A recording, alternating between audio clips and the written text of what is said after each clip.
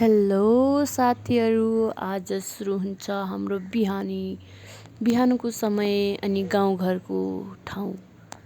गाउँघरमा अब है बिहान बिहान उठेर के गर्नुपर्छ देखाउँछु बिहानको मात्र। ल साथीहरू, अब यो म आज दिदीको घर गएको छु। दिदीको घर अब गाउँमा छ अहिले होइन, सहरमा पनि छ त गाउँमा पनि छ। गाउँको घर गएको थिएँ अनि दिदी र म उता गाउँको घरमा दुध पुर्याउने ठाउँसम्म जानु पर्ने भएकोले दिदी र म हिँड्दै गयौँ। दिदीले लगाउनु भयो दुधको भारी अनि मैले समाएँ मोबाइलको भारी अनि हिँड्दैछु डाँडा पाखा पहरा छहरा सबै हेर्दै। त्यसपछि हुन त अरू दिन भिनाजुहरू पुगाउनुहुन्थ्यो, आज चाहिँ दिदीले नै पुर्याउनु भयो किनकि घरमा कोही हुनुहुन्थेन। त्यही भएर हेर्न सक्नुहुन्छ त्यहाँ पनि घर छ। घर त टाढा टाढा हुने रहेछ है साथीहरू, गाउँमा एउटा घर त्यहाँ छ, एउटा माथि हुन्छ। अनि जाने बाटो यस्तो खतरनाक छ कि साथीहरू भन्नै नसकिने भो। अनि हिँड्दै त्यो सबै खोला हो है। यो अब सबै भिर भएको अनि पहिरो आएर गर्ल्याम गुर्लुम सबै भएछ क्या। तर जे होस्, गाउँको प्रकृति कस्तो रमाइलो हुने, नेचर नै वाउ टाइपको के। अनि यो चाहिँ बगाएर लगेको हो अनि यसलाई बाटो बनाइरहेछन् यिनीहरूले, साथीहरू गाउँका मानिसहरूले। अनि त्यहाँ यसरी गाडीहरू पनि आउँछन्, बेजोग छ है। तर बाटो चाहिँ अलि दुःख हो, तर रमाइलो छ, ठाउँ चाहिँ रमाइलो छ है। जे होस् मजा छ। मैले दिदीलाई बोकौँ भनेको, सक्दैनस् भनेपछि मैले आफैले बोकेँ। ठिकै छ नि त, दिदीले भनेपछि मैले मान्न परिगयो। अनि पछि म अगाडि गएँ दिदीको भिडियो खिचिदिन्छु भनेर। दिदी त हाँस्दै हुनुहुन्थ्यो। त्यसपछि यहाँ पुरै पहिरो आएको थियो। अस्तिको पख पहिरो आएर अनि अस्तिको पख पुरै पहिरो गएको कारण त्यहाँको मानिसहरूको जमिन जग्गा सबै रुखहरू लगेर लडाएको थियो के। अनि त्यहाँ बाटोमा यति धेरै पानी सानी परेको थियो, त्यही भएर हुसुनाहरू आएर मेरो अवस्था देख्न सक्नुहुन्छ। अनि त्यस्तै हो, त्यहाँ ढुङ्गाहरू बाटो बनाएकोले अनि उकालो छ। बाटो त उकालै हो होइन। दिदीलाई अलि गाह्रो भएको थियो, तर पनि दिदीले नाइमा आफै बोक्छु भन्नुभयो। हुन त मलाई त्यसै केही मोबाइलको भारी समात्दै दुःख थियो। हामीले पुग्नुपर्ने त्यो घरदेखि ला ठाउँसम्म थियो होइन। अनि त्यहाँको वरिपरि देख्न सक्नुहुन्छ केही घर छैन, त्यहाँनिर यो दुध पुगाउने ठाउँनिर। अनि हामीहरू गइरहेछौँ त्यहाँ त्यो जङ्गलमा देख्न सक्नुहुन्छ सबैको रुखहरू लडाएको छ। त्यो अहिले त सुक्खा छ, अब बर्खाको समयमा धेरै पानी आउँछ। त्यसै गरी त्यहाँको झारपातमा फुलेको फुलहरू मलाई धेरै आकर्षक लाग्यो साथीहरू। सक्नुहुन्छ हजुरहरू पनि देख्नलाई त्यहाँ। अनि अब हामी नजिक पुग्दैछौँ। अब केही मिनटको समय छ, अब हामीहरू पुग्छौँ। अनि त्यो यहाँबाट डाँडा अनि काँडा सबै यस्तै छ साथीहरू होइन।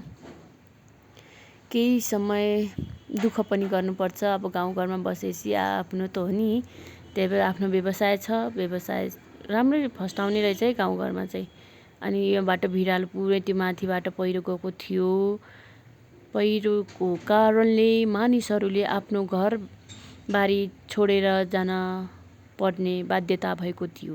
त्यहाँ परबाट पनि मानिसहरू दुध पुगाउन आउँछन्, तर धेरै साहसी हुन्। म त आफै हिँड्दा त सकिरहेको थिएन, स्याँ फ्याँ भइरहेको थियो।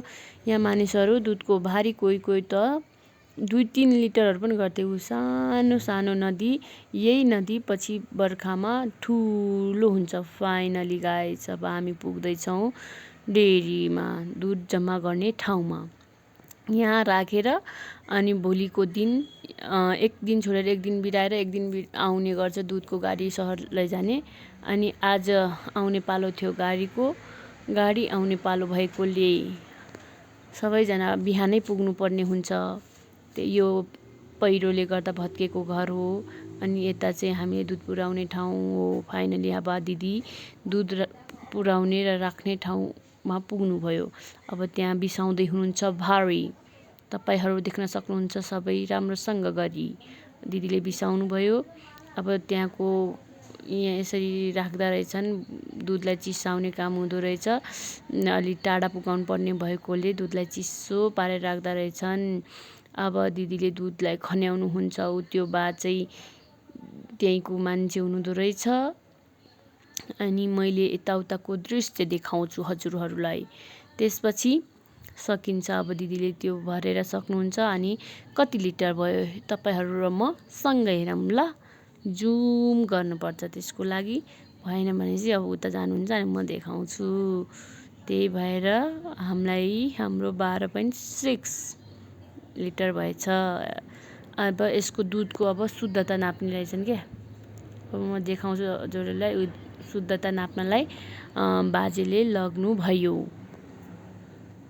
अनि दिदीले आफ्नो नाम टिपाउँदै हुनुहुन्छ। त्यहाँ नापिरहेछ, खै फर्स्ट कुनमा ल्याक्टोमिटर त हो, तर मैले बुझिनँ के चाहिँ रहेछ। अब बाजेले चाहिँ अब एउटाबाट झिकेर अर्कोमा हाल्नुहुन्छ। के चेक हुन्छ थाहा छैन, कति पानी हालेछ, कति मिसावट छ कि छैन भन्ने चेक गर्नलाई रहेछ। त्यसपछि चाहिँ हामी यताउता हेऱ्यौँ एकछिन। त्यो हुँदाखेरि त्यो हुनलाई पनि अलिक 2-3 मिनट चाहिँ लाग्दो रहेछ है। मैले यसो नोटिस गरेँ, 2-3 मिनट मजाले लाग्ने रहेछ। अनि पछि त्यो भयो। अब त्यो भइसकेपछि अब कति भयो बाजेले अब त्यहाँ कपीमा लेखिदिनुहुन्छ, यति शुद्धता भएको छ भनेर। मैले राम्रोसँग देखाइनँ, अरूको पनि पर्सनल चिज हुन्छ भनेर मैले त्यस्तो गरिनँ। ती मान्छेहरू आइरहेछन् ऊ त्यहाँ परबाट आउँछन्। अब दिदीले दुध बेचेको पैसाले केही खानुपर्छ भनेर पसलमा छिर्नुभयो।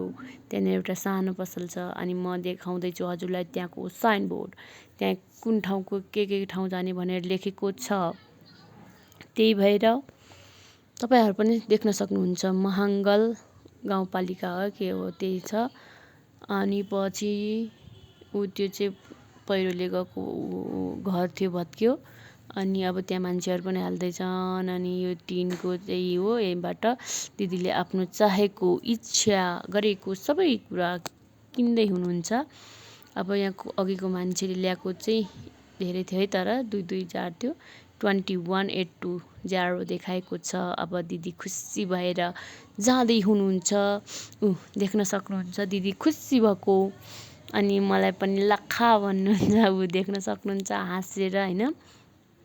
यत्रो दुःख गरेँ, अब मैले पाएँ गर्छ नि बच्चाहरू, हुर्रे गर्छ, त्यस्तै हो क्या दिदीको पनि।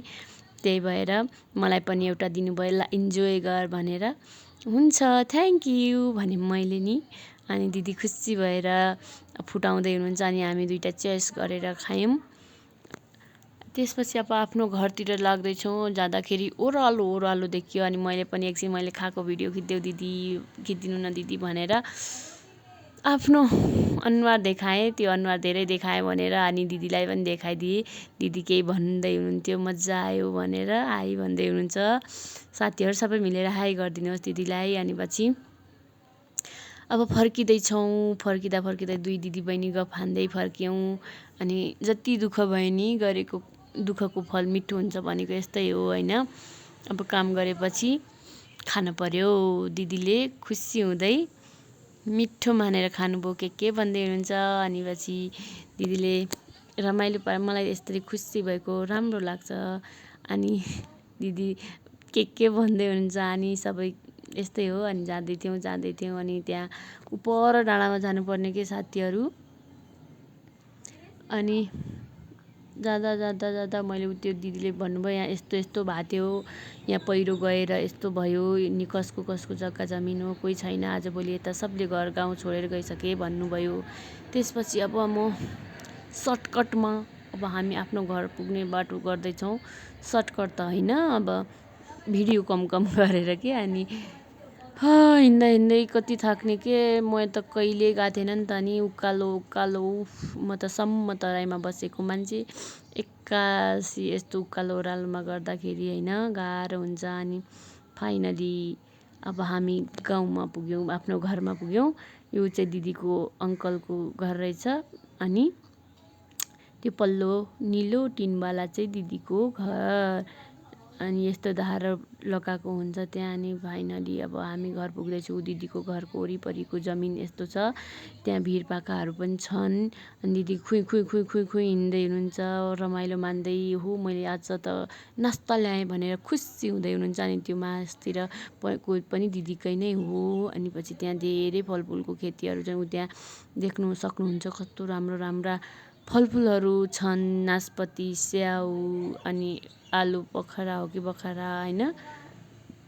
त्यसै गरी हामी अब घर पुग्यौँ।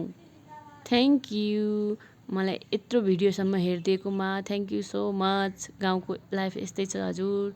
Thank you for watching my video. अब पुगिसक्यौँ। Bye bye. Thank you. By.